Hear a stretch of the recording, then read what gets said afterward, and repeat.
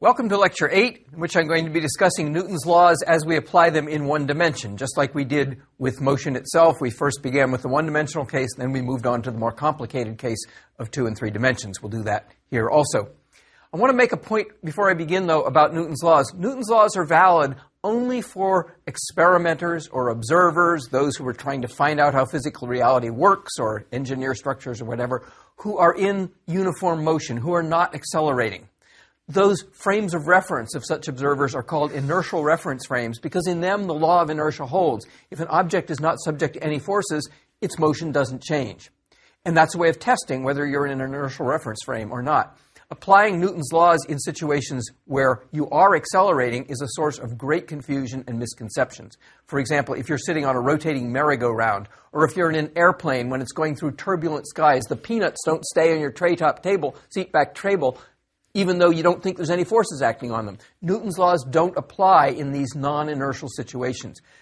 Some people try to sort of force them to apply by inventing artificial forces that aren't really there, things like centrifugal force. These are words I'd like you to banish from your vocabulary because they make it extremely difficult to understand Newton's law. Newton's laws apply only in inertial reference frames.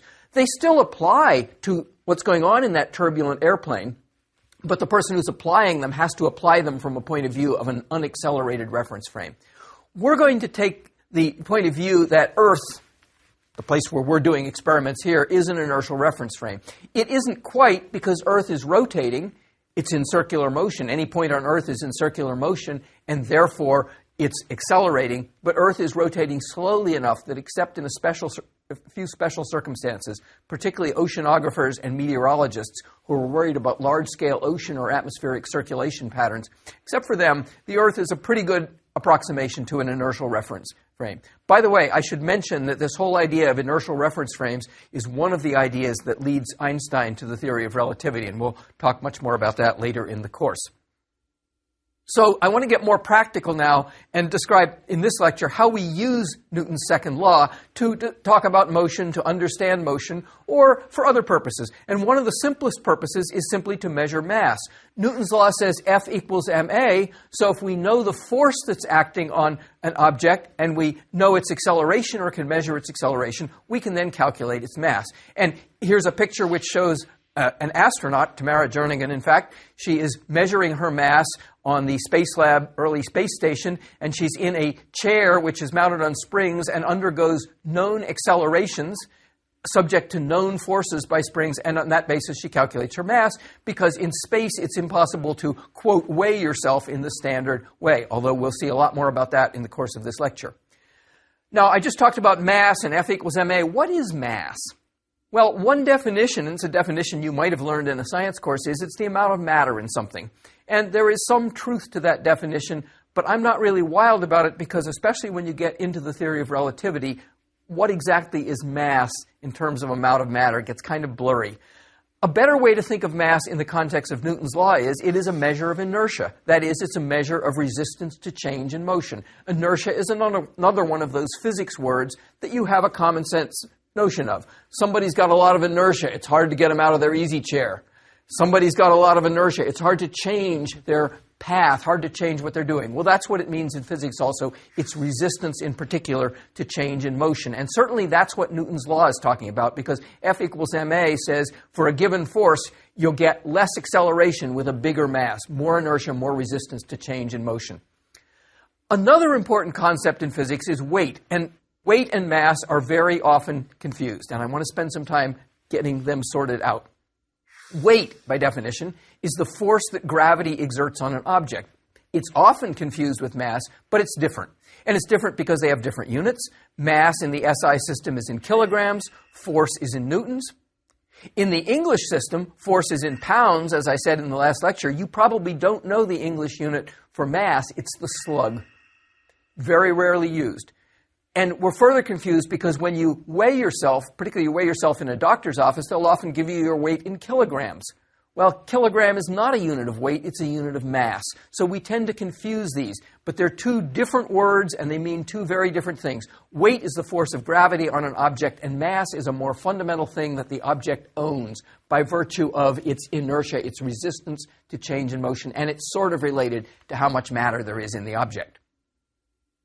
The reason that mass and weight get confused, one reason that mass and weight get confused is because of a remarkable fact, and that is at a given point in space, on Earth's surface or wherever, weight and mass are directly proportional. Something that weighs twice as much as something else also has twice as much mass. And the proportionality between weight and mass is the acceleration of gravity, g, that I introduced back in Lecture 4. Gravity has the acceleration 9.8 meters per second squared near Earth's surface, but you can also express that as 9.8 newtons per kilogram. And if you work out what a newton is, a kilogram meter per second squared, divide that by kilograms, you get meters per second squared. So a newton per kilogram or a meter per second squared are the same thing. And when we talk about weight, we can say that every kilogram near the Earth's surface has a weight of 9.8 newtons. So if you have a half a kilogram, it's got a weight of 4.9 newtons, and so on. Weight is mg. And let's take a look at that and do a little quick simple calculation involving mass and weight. So weight is the force that gravity exerts on an object. I write that mathematically as W, weight, with a vector sign over it because it is a force, it has a direction, it's downward, is mass times the gravitational acceleration. Near Earth, gravity has the acceleration 9.8 meters per second squared, or 9.8 newtons per kilogram, N per kg. And that means if your mass is 70 kilograms, you're going to weigh just under 700 newtons because g is about 10 newtons per kilogram, a little bit under that. Your mass is 70 kilograms, and even if you go to Mars, your mass is still 70 kilograms, but g on Mars is only 3.7 newtons per kilogram. So on Mars, your weight would be your mass, 70 kilograms, m, times the strength of gravity, the newtons per kilogram, or the meters per second squared on Mars, and that's 3.7, and that comes out about only 259 newtons. So your weight is something that depends on where you are, because it depends on the strength of gravity at the point where you are, but your mass is something which is inherent to you and doesn't change. Now, the remarkable fact, as I pointed out, is that mass and weight are proportional. And that has a remarkable consequence for what happens here on Earth, because it means that all objects fall with the same acceleration. This was something Galileo purportedly found by dropping things off the Tower of Pisa. He made some interesting arguments about why that should be. We don't know whether that's a myth or reality, but it's certainly the case that all objects experience the same acceleration when gravity is the only force acting, and that further confuses mass and weight. So let's look at how that occurs. Weight is the force of gravity on an object. W equals mg. Here I've written it without the vector signs because I just want to compare the magnitudes. Newton's second law says F equals ma, and you'll remember when we did the anatomy of Newton's second law, F was the physical forces acting on an object, and the right-hand side, ma, was simply the product of the object's mass with its acceleration. So if I put in the physical force of gravity, the weight of the object, on the left-hand side when the object is subject only to gravity, then I have mg equals ma, and the m's cancel from both sides of that equation, and therefore a equals g. Mass doesn't matter. All objects fall with the same acceleration g. And there's a proof of why that is, and it's because of this remarkable fact that weight and mass are directly proportional. We will find in many cases when we do examples involving gravity that the mass won't matter. It drops out, and it drops out because of this fact that weight and mass are directly proportional. So let's do just a couple examples of this. Let me take a big, massive object and a much less massive object, a tennis ball and a bowling ball, and drop them. And if, in fact, they undergo the same acceleration, we'll see them hit the ground at the same time. Now, there's slight effects of air resistance on the lighter tennis ball, but they're going to hit the ground pretty much the same time. This bowling ball must weigh 50 times what this tennis ball does. And yet, they hit the ground at the same time. Do another experiment in which I take a little chunk of styrofoam, in the old days it would have been a feather, and a coin, a penny, and they're in this tube, and I'm going to turn the tube upright, and they're both going to fall, and right now the tube has air in it, and the effect of air on the styrofoam is much greater than the effect of air on the coin, or the relative effect. That's because the coin has a much greater weight, it has a much greater force of gravity on it, whereas they both have approximately the same force of air resistance, but the force of gravity on the styrofoam is much less, so air resistance affects it much more. So as I turn this tube vertical, you see the two things fall, and the styrofoam takes a lot longer to reach the bottom. I'll do it again. There it goes. Now I'm going to pump the air out of this tube. And again, that effective air resistance is one of the reasons we sometimes forget some of these simple ideas in physics, namely that all things really do fall with the same acceleration. So I've got a little syringe here, which is simply going to keep pumping air out, and there's a check valve that allows the air to escape when I push one way, but doesn't let air back in, and I've got to pump on this a while. By the way, it's getting hot, which is an example of thermodynamics, which we will get to in section 3 of the course. I'm doing work on that, on the gases in this system. Okay, let's see if I pumped it enough.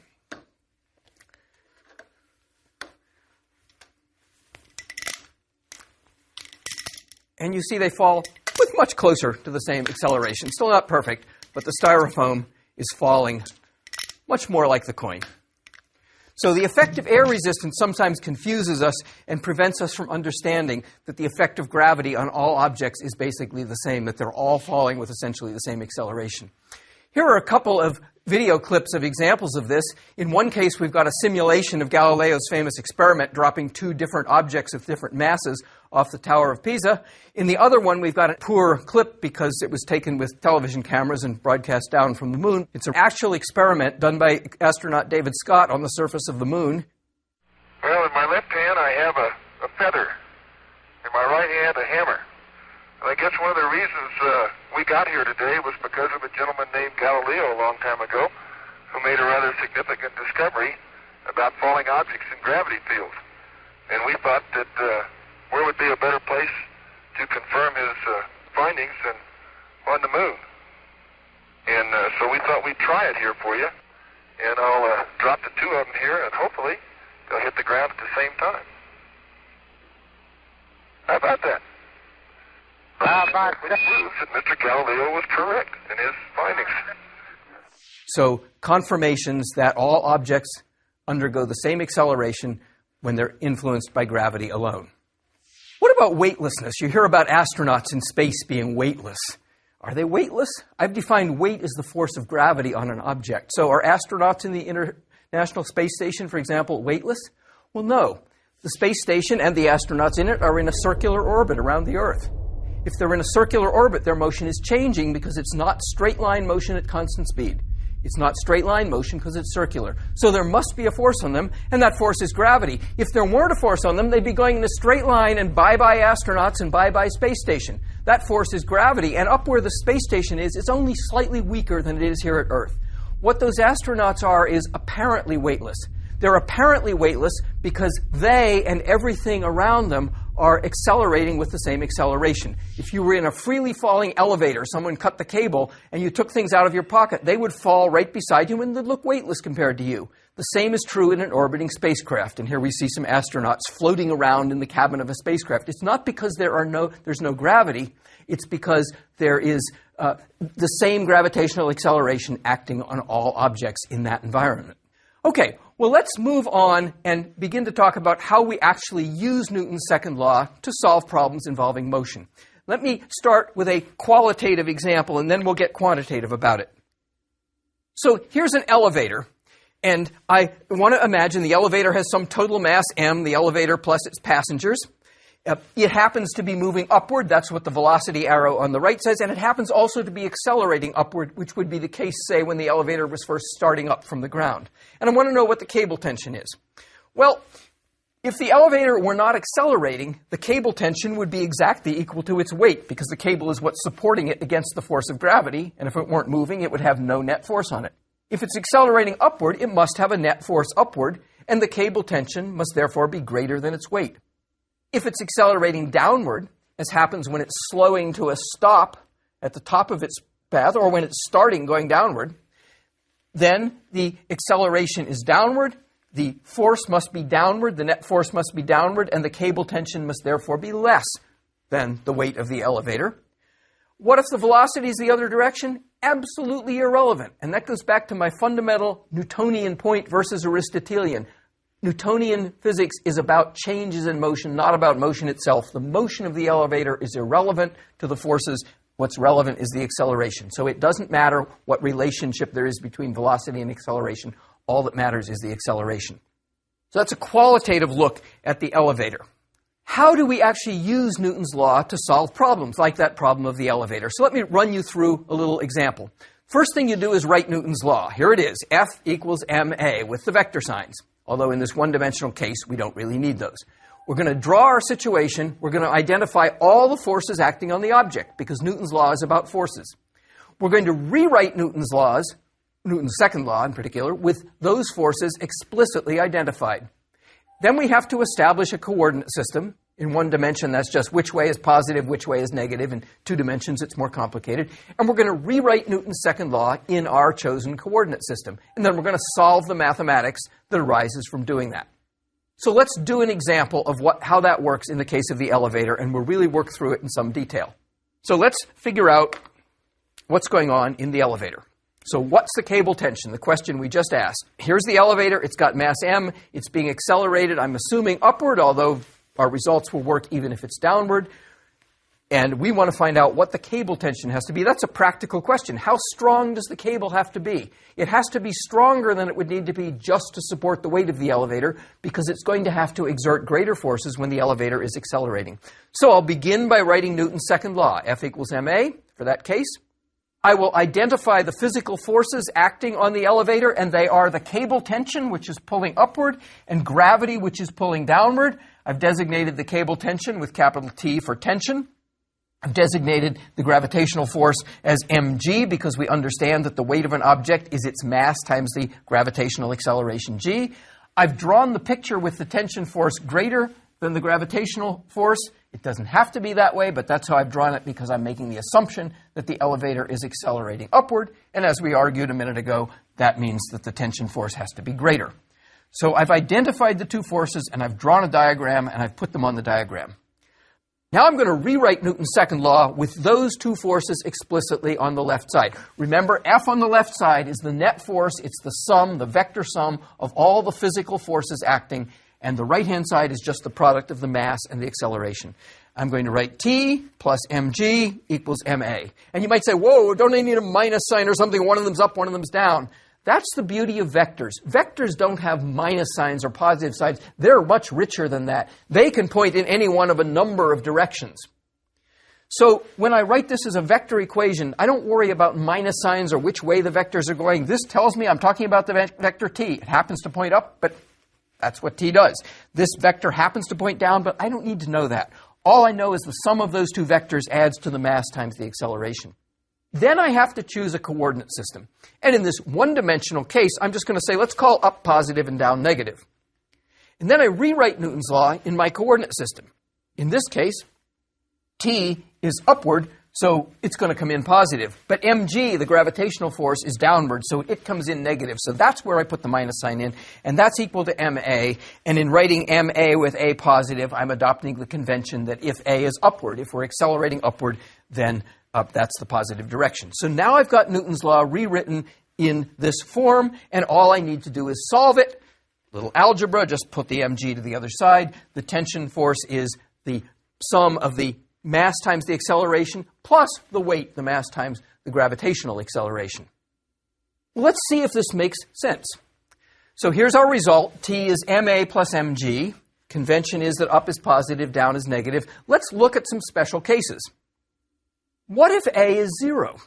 Now, I drew a picture as if a wasn't 0, but the math doesn't know that. The math takes in every possible case. If a is 0, that term is going to go away, and t is going to be equal to mg. Now, that makes perfect sense, because if the elevator isn't accelerating, the tension on the cable is exactly equal to its weight. All it's doing is supporting the weight of the elevator. Now, that will certainly be the case if the elevator is at rest. What if the elevator is moving up between floors at a steady speed? Makes absolutely no difference. If you're thinking it should make a difference, you're being Aristotelian. If you're a Newtonian, you'll recognize that in that case, the elevator is moving with constant velocity. There is no net force on it. The upward tension force must equal the downward gravitational force. So A equals 0 could apply to the elevator sitting at rest on the floor, sitting at rest at the bottom of the building, sitting at rest at the top. It could also refer to the case where the elevator is moving upward or downward at a steady speed, not accelerating. T would be equal to mg.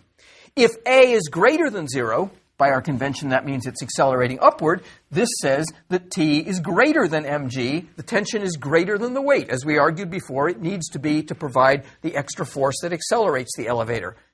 If A is less than 0, T is less than mg, and the elevator is going to be accelerating downward. There's going to be less tension force than there is gravitational force, and so the net force is downward, and the elevator is accelerating downward. And finally, let's look at one last interesting special case. What if A were minus g? Now remember, my convention is positive numbers correspond with upward direction. So when I say what if A is minus g, I'm saying what if the acceleration is downward and has magnitude g, the same as the gravitational acceleration? Well then, in here goes minus g. I have minus mg plus mg, that's 0, and there's no cable tension. And of course, that's the case of free fall. Free fall is what happens when there's no force acting but gravity. The cable tension is 0, and the elevator is, in fact, accelerating downward at acceleration g. You would not want to be in that situation. That's what would occur if the cable were to break and the elevator were to fall freely. Of course, modern elevators are equipped with all kinds of safety systems, particularly brakes that prevent that from happening. But if they weren't there, down you would go, and your acceleration would be minus g because there would be no tension in the cable. So there's a complete analysis of the elevator situation. That is a beautiful example of understanding how Newton's law applies. Now, you might have been able to almost guess this answer because this is a fairly simple problem.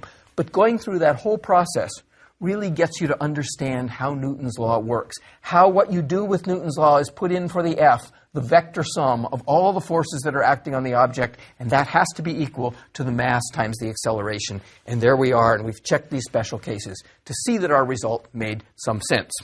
In this problem I just worked, I was talking about a cable supporting the weight of the elevator, or maybe providing more force to accelerate the elevator. It's also the case that your weight as measured by a scale in an elevator will vary. Let me talk a little bit about that. When you stand on a scale and you're at rest in your bathroom standing on your scale, what's happening is because you're at rest, the net force on you must be 0. Gravity is exerting a force downward. That's your weight. The scales, something must be exerting a force upward on you, and what's doing that is the scale. The scale actually has a spring or an electronic sensor in it, and that thing is being stressed by your weight, and it's pushing back up with an equal force equal to your weight, and that's why the scale tells your weight. That is the force gravity exerts on you. But if we put you standing on that scale in an elevator, then that scale force may be different from your actual weight, and you will appear to weigh different. Your apparent weight will be different. Let's take a look at how that might work. So here you are in an elevator. When you're accelerating upward, then you, along with the elevator, are being accelerated upward, and there must be a net upward force on you. Where can that net upward force come from? Well, there are two forces acting on you. There's the upward force of the scale pushing up on your feet, and there's the downward force of gravity pulling down on you. They cannot add up to 0 in this case, because you are accelerating upward. In fact, the scale force has to be bigger. And since the scale reads that force that it's providing, it will read a weight that's higher than your normal weight. On the other hand, if you're moving at constant speed or at rest, it doesn't matter again. Then there's no acceleration. The force of the scale will exactly balance the force of gravity. The net force will be 0. You won't be accelerating, and the scale will read your normal weight. Finally, what if you're accelerating downward? As when the elevator starts heading downward, or as when it stops on its way up? Well, then there must be a net downward force on you. The force of gravity doesn't change. That's always equal to your weight, and therefore the force of the scale must be less, so that the net force will be downward, and your scale reading will be lower. So if you want to lose weight, jump into an elevator and do it when the elevator is accelerating downward, and you will, in fact, weigh less. Well, physics is an experimental science, so don't take my word for this. Let's, in fact, step into an elevator and do that experiment. So here we are in the elevator, ready to test the validity of what Newton's second law says about apparent weight in accelerating frames of reference. We have with us the lovely Maureen, our volunteer, and we've chosen her for a special reason because she weighs exactly 100 pounds. So Maureen, I'd like you to step on the scales and let's just verify that you indeed weigh 100 pounds. So Maureen is on the scale, we're on the first floor, we're at rest, and now let's take a ride up to the fourth floor and watch that scale reading. Here we go. Whoop!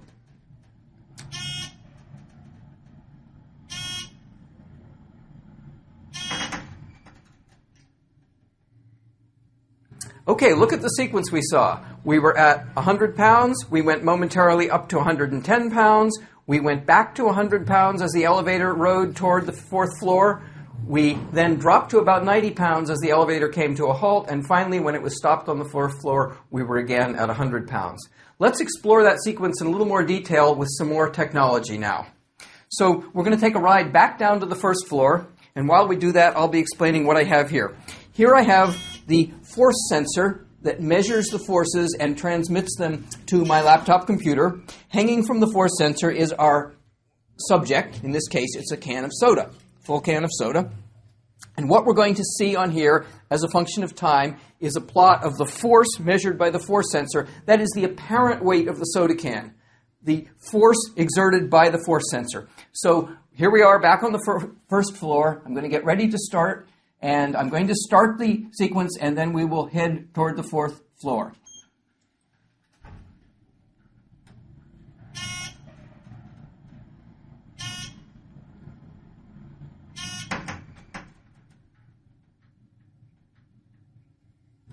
Okay, let's take a look at what we've got. We start out with a reading of about 4.8 newtons. That's while the elevator was at rest on the first floor. Then as it started accelerating upward, the force jumped to about 5.3 newtons, jumped up by about half a newton, and it stayed there while the elevator was accelerating. Eventually, the elevator reached its maximum speed. It then trundled upward toward the fourth floor at constant speed, and during that interval, the force dropped down to 4.8 newtons. Then the elevator approached the fourth floor, and it began to slow down. In other words, it was accelerating in the downward direction, and when that happened, the force dropped down to something less than the normal weight by about half a newton. During the time the elevator was slowing down, it remained low, and then the elevator finally came to a complete stop at the fourth floor, and we got back to the normal weight. We saw the same thing with Maureen.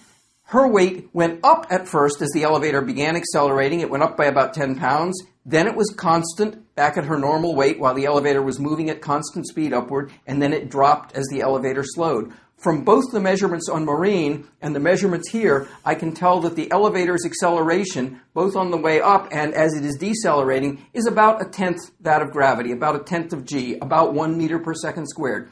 The way I can tell that is because Maureen's weight changed by about 10 pounds, her apparent weight, and that told me that that was about a tenth of her weight of 100 pounds.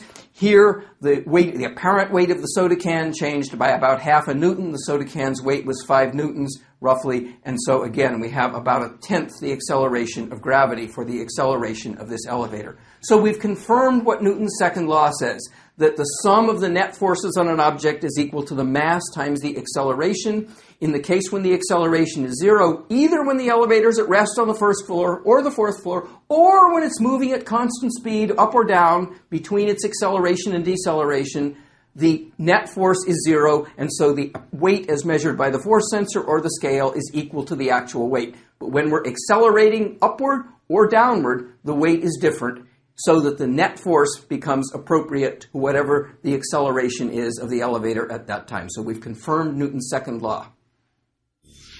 Okay, here we are back in our inertial reference frame. No more accelerations up and down. My weight would be perfectly normal here because I'm not accelerated. And let me just summarize what we've learned here. We've learned how to use Newton's second law to relate force, mass, and acceleration. In particular, we can use it to predict accelerations given the forces that act on objects. And as a result of that, we can predict motion. So we're back to that clockwork universe idea of Newtonian physics. If we know all the forces acting on an object and we know the laws of motion, in particular Newton's second law, then we have this wonderful predictive ability to tell what the future is going to bring, what the motion is going to be in the future.